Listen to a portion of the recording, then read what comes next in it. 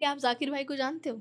हाँ, मैंने देखा है उनका है ना? अभी। जाकिर भाई ने अपने इंटरव्यू में बोला था कि कॉमेडी में ना हर इंसान का ना अपमान का और ज़िल्लत का एक कोटा होता है, वो आपको जीना पड़ता है। और कॉमेडी टाइम वेस्ट करने से आती है। हुँ, आप जितना समय उसमें बिताओगे, बेसिकली मैं भी इस चीज़ से एग्री करती हूँ कि टाइम वेस्ट का मतलब उनसे उनका ये है कि जितना आप समय अपने क्राफ्ट में बिताओगे, हाँ, उतना आप हाँ, वो रम जाओगे। जैसे वो कहावत है ना कि जो अभ्यास के मैदान में पसीना बहाते हैं, उन्हें मैदान जंग में खून नहीं बहाना पड़ता। तो ये वो वाली बात है कि अब मतलब आप हो ही वो वाले मतलब फ़ौजी है जैसे, फ़ौजी है। जंग तो रोज़ नहीं लगती ना, लेकिन परेड रोज़ होती है। बंदूक की नाली सेम साफ करता है, पेट अंदर होता है, छाती बाहर, बूट, उसकी प्रैक्टिस रोज़ वैसे ही होती है हुँ। कि रात को भी लग जाए वो रेडी रहेगा। और फौजी से चलो जरा जंग तो लगी नहीं यार, वो तब लगी थी कारगिल की, बैठो अभी तो पेट बाहर आ जाएंगे, जंग लग जाएगा। तो वैसे ही ये काम जो है आपका, ये फौजी वाला है। तो आपकी रियाज़ जो है आपका, अभ्यास वो ख़त्म नहीं होना चाहिए, मंथन आपका चलता रहना चाहिए। तो ये शब्द जो है थॉट से आते हैं। तो ट्रैवलिंग भी मैं कर रहा हूँ, कुछ भी कर रहा हूँ, मैं अपना बस उस पे लगा रहता हूँ अपने काम पे। हुँ। तो इसके लिए थैंक्स टू माय फैमिली कि वो मुझे सपोर्ट देती है। ऊपर से शादीशुदा आदमी की बीवी और आप कॉमेडी करो, तो मेरी बीवी का बहुत बड़ा रोल है इसमें। क्योंकि मुझे उसने वो आज भी मतलब मुझे वो बैचलर की तरह उसने मुझे छोड़ा हुआ है कि उसको पता लग गया है कि यार ये इस समय थॉट प्रोसेस में कमरे में नहीं जाऊँगी। तो अगर वो ना हो, तो मुझे मैं डिस्टर्ब क्योंकि वो मेरी ज़िम्मेदारी है, मुझे करना पड़ेगा। लेकिन कहीं न कहीं मैं डिफ़ोकस हो जाऊँगा अपने काम से। तो इसके लिए मैं मानता हूँ मेरे परिवार का बहुत बड़ा रोल है। हुँ। क्योंकि उसको समझ आ गई कि ये आर्टिस्ट है, इसकी अपनी दुनिया है, अपना ज़ोन है। तो उस मुझसे भी ज़्यादा इम्पोर्टेंट वाइफ़ है।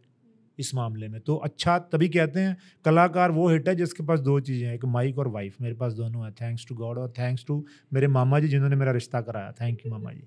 इस बात से मैं एग्री करती हूँ। हाँ, तो बाकी वो जो अपना ज़ाकिर भाई ने बताया बिल्कुल उनका अपना-अपना तज़ुर्बा होता है। देखो बाकी क्या है प्रोसेस सेम है, सबका फ़लसफ़ा अलग-अलग होता है लाइफ़ का।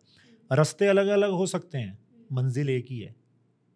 कोई किस ढंग से हँसा रहा है, कोई किस ढंग से सोच रहा है, वर्ड अलग हो सकते हैं। मगर आपकी वर्सेटैलिटी की दाद देनी पड़ेगी। मतलब एक है कॉमेडी स्टाइल, एक है मिमिक्री और एक है सिंगिंग और एक है एक्टिंग। सारे स्पेक्ट्रम्स आपने कवर कर लिए हैं। आपने आप मतलब बहुत कम होता है ऐसा, I hardly seen anybody in the comedy space जो एक्टिंग में भी उतरा हो और आप उतरे हो।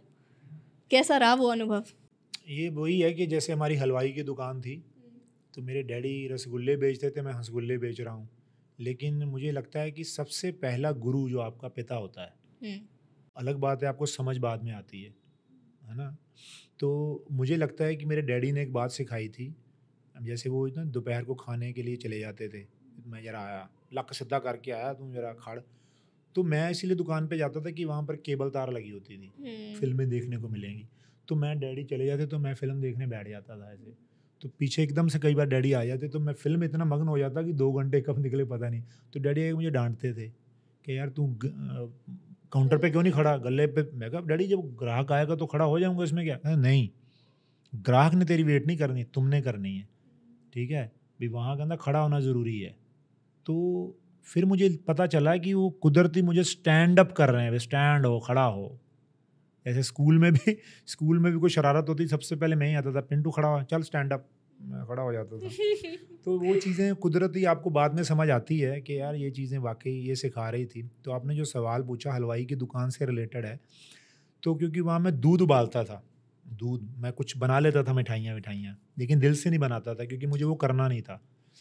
दूध की दही भी बन जाती है, लस्सी भी बनती है, बर्फ़ी भी बनती है, खोआ भी बनता है। तो वही है, दूध होना चाहिए प्योर। कला जो है ना, सब चीज़ों का सुमेल है। जैसे फ़िल्म है फ़िल्म, फ़िल्म 400 लोगों की इन्वॉल्वमेंट से बनती है। हुँ। Pre production, post production, editing, graphic, संगीत, म्यूज़िक डायरेक्शन, एक्टिंग कितना कुछ लगा होता है। तो मेरे जो गुरु हैं मेरी फ़िल्में हैं। मैं फ़िल्मों को देख के, डायलॉग सुन के, संगीत सुन के, वो नंबरी पढ़ के पहली लाइन मैंने ये पढ़ी थी, रुकावट के लिए खेद है। यहाँ से मैंने हिंदी सीखी थी। फ़ीचर फ़िल्म का बाकी हिस्सा खबरों के बाद। तो वो फ़िल्में मेरी उस्ताद हैं, जो मैंने सीखा फ़िल्मों से सीखा। तो जो आपने 3-4 शैलियाँ ली, स्टैंड अप, मिमिक्री, गाना, एक्टिंग, ये उसी की देन है। क्योंकि अभी तो 4 आई हैं, बहुत कुछ आगे आ भी आ सकता है क्योंकि अंदर मेरे वो चीज़ है। हुँ। फ़िल्म समंदर होता है ना, सुमेल होता है सब चीज़ों का। और बाकी टेक्निकली बात ये है कि आप तर्क वितर्क करके नहीं कुछ कर सकते, फ्लो में होते हो सब कुछ हो जाता है। आप कभी भी देखना, जितने भी दुनिया में स्टैंड अप कॉमेडियन हैं, वो स्टैंड अप अगर हैं तो फिल्मों में नहीं है अच्छे एक्टर। जो फिल्मों में अच्छे एक्टर हैं वो स्टैंड अप नहीं कर पाते। ये अलग अलग विधा है, दुनिया ही अलग है। स्टैंड अप क्या, स्टैंड अप स्टेज पे आप खुद ही डायरेक्टर हो, खुद ही राइटर हो, खुद ही ऑडियंस हो, खुद ही एडिटर हो, लेकिन वहाँ आपको सरेंडर करना पड़ेगा, जो बड़ा मुश्किल है। वहाँ राइटर ने लिखा है एग्जैक्ट आपको बोलना पड़ेगा, इधर उधर नहीं कर सकते। डायरेक्टर को लगा यार ओवर हो गया ये, है ना, तो चार बंदे, कई बार सिंपल खड़े होना, एक्सप्रेशन से आपको जवाब देना है, तो वहाँ आपका डायलॉग ही नहीं है। स्टैंड अप बंदे को तो खुजली होने लगती है, पंजाबी कहते पत्थरी होने लगी, ढट जाए मैंने बोलने डायलॉग नहीं मिले, तो वो चीज़ है। तो ये चीज़ें तभी आती हैं जब आप न्यूट्रल हो। गाड़ी जैसे सफ़र करके पार्किंग में आके न्यूट्रल खड़ी हो जाती है ना, तो ये बड़ा ज़रूरी है लाइफ में। तो मैंने वो सीखा है उस्तादों से। मेरे जितने उस्ताद हैं, चाचा रौनकी राम मेरे, जिनसे मैंने स्टेज सीखा, भी स्टेज पे कैसे लाइव रहना है, कैसे बातों में बातें निकालनी है, क्योंकि वो इतने हम्बल आदमी है रियल लाइफ में। इतने बड़े मतलब cricket commentator, director, writer, producer, मतलब वॉइस ओवर आर्टिस्ट, क्या नहीं है उसके अंदर टैलेंट बंदे में, लेकिन वो रियल लाइफ में एक आम बंदा है। तो वहाँ से मैंने ये सीखा कि आम रहो, नॉर्मल, जब आपको मौका मिले स्पॉटलाइट तब वो दिखाओ। तो मेरा लाइफ का ये है, इसीलिए मैं फ़िल्मों में भी मुझे अच्छा लगता है। लेटेस्ट मैंने फ़िल्म की कुलचे छोले, जो 2 साल पहले आई थी, अभी वो OTT पे आएगी जल्दी। तो जो लोगों के कमेंट थे वो इतने अच्छे थे, मतलब लोगों ने बोला कि यार एक बंदे ने पूरी फ़िल्म संभाल ली। मैंने जानबूझ के नहीं संभाली, मैं तो अपना बेस्ट दिया मैंने अपना, लेकिन वो तजर्बा मेरा इतना हो गया था करते करते, सरेंडर करके, कि वो काम निकल के आया। आपकी ईमानदारी दिखती है। ये जो कैमरा है ना, ये शिव जी का त्रिनेत्र है, इससे कोई बच नहीं सकता। यहाँ पे झूठ नहीं चलेगा, पकड़ने वाला पकड़ लेगा। तो वैसे ही वो चीज़ इतनी ईमानदारी वाली है कि बी ऑनेस्ट। तो मैं इसीलिए वहाँ पर मैं जब सेट पे जाता हूँ तो ये समझ के जाता हूँ मुझे कुछ नहीं आता। तो जो मुझे स्क्रिप्ट मिलेगी, मुझे एक रूम दो अलग से, जहाँ पे मंथन करूँगा, मुझे करवाओ जो करवाना है। स्टेज पे वही बातें कि जो अब तक की सीखी हुई है आपकी लाइफ, जो कॉन्फिडेंस आपको लाइफ में मिला है, आपने वो करना है। ठीक है। तो गाना जो है, गाना मुझे लगता है गाना सुनाना नहीं होता, खुद के लिए गाना होता है। सिंगर वो होता है जो खुद के लिए गाता है। वो मतलब जैसे ओशो बोलते हैं कि गुरु नानक साहब ने गा कर उसको पाया। तो मैं गायकी को वो चीज़ समझता हूँ, गायकी मेडिटेशन है। तो मेरी मेडिटेशन है सिंगिंग। तो इसीलिए मैं शायद, कुछ लोग बोलते हैं बड़ी अच्छी आवाज़ है, मैं प्रोफेशनली क्यों नहीं कर पाया, मुझे पता ही नहीं सिंगिंग का, ये भी नहीं पता, लेकिन गाना आता है। इतना पता है कि गाना है बस, तो इसीलिए हो जाता है। तो ये सब चीज़ों का सुमेल जो है ना स्टैंड अप में है। स्टैंड अप में एक विधा ऐसी स्टैंड अप है कि आपको सब चीज़ों की नॉलेज होनी चाहिए, इसीलिए आप टिक सकते हो स्टेज पे। मात्र हर्ट करने के लिए 4 चुटकुले सुनाकर आप स्टेज पे तैयारी करके नहीं चढ़ सकते। स्टैंड अप है ज़िंदगी में स्टैंड लेना कि मैं एक बंदा हूँ जिसने अपने तरीके से लाइफ देखी है, अब मैं आ गया हूँ तो मेरे तरीके से लाइफ देखो, मैं बताता हूँ आपको। आप गलत भी हो सकते हो कई बातों पे, मैं उसमें ह्यूमर निकाल के दिखाता हूँ। वो तभी होगा जब आपकी स्टडी होगी लाइफ की, ज़िंदगी की। तो मुझे लगता है कि जितने मेरे साल स्ट्रगल के लोग बोलते हैं, कुछ बोलते हैं, वो लगने ही थे। और स्वामी विवेकानंद का पोस्टर लगा होता है ना दीवारों पे, जितना बड़ा परिश्रम उतनी बड़ी सफलता। First deserve then desire. जो आपने सोचा हो उसके लिए मेहनत करने के लिए तैयार रहो। तो स्टैंड अप अपने आप में बहुत बड़ी चीज़ है। स्टैंड अप एक्टिंग भी कर सकता है, एक्टर स्टैंड अप नहीं कर सकता। Yes certainly agree. Stand up, लेकिन आपको वो अलग अलग विधा है। जैसे अब हम बातें कर रहे हैं कॉमेडी पे, कॉमेडी, मिमिक्री अच्छी बात है, अच्छी टाइम है ना, फ्लो बना हुआ है।